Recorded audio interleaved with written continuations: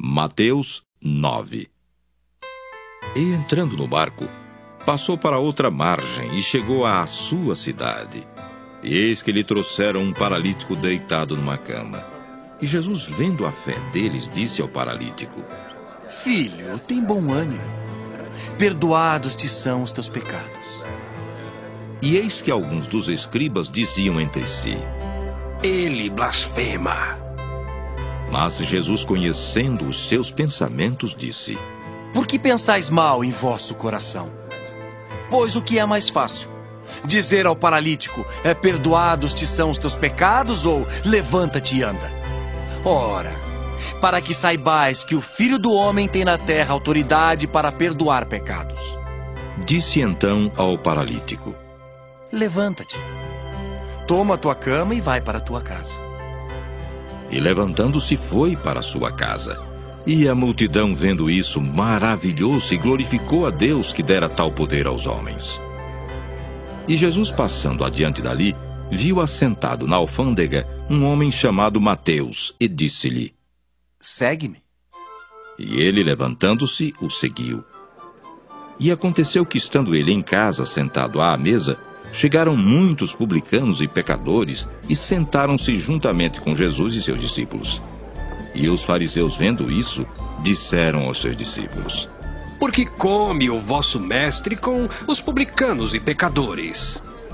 Jesus, porém, ouvindo, disse-lhes: Não necessitam de médicos sãos, mas sim os doentes.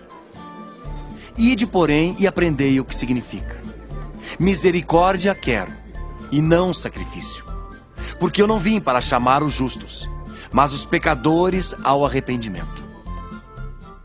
Então chegaram ao pé dele os discípulos de João, dizendo: Por que jejuamos nós e os fariseus, muitas vezes os teus discípulos não jejuam? E disse-lhes Jesus: Podem, porventura, andar tristes os filhos das bodas enquanto o esposo está com eles? Dias, porém, virão em que lhes será tirado o esposo e então jejuarão. Ninguém deita remendo de pano novo em veste velha, porque semelhante remendo rompe a veste e faz-se maior a rotura. Nem se deita vinho novo em odres velhos. Aliás, rompem-se os odres e entorna-se o vinho, e os odres estragam-se. Mas deita-se vinho novo em odres novos, e assim ambos se conservam. Dizendo-lhes ele essas coisas, eis que chegou um chefe e o adorou, dizendo: Minha filha faleceu agora mesmo. Mas vem, impõe-lhe a tua mão, e ela viverá. E Jesus, levantando-se, seguiu-o, e os seus discípulos também. E eis que uma mulher que havia já 12 anos padecia de um fluxo de sangue, chegando por detrás dele, tocou a orla de sua veste, porque dizia consigo: Se eu tão somente tocar a sua veste, ficarei sã. E Jesus, voltando-se e vendo-a, disse: Tem ânimo, filha. A tua fé te salvou. E imediatamente a mulher ficou sã.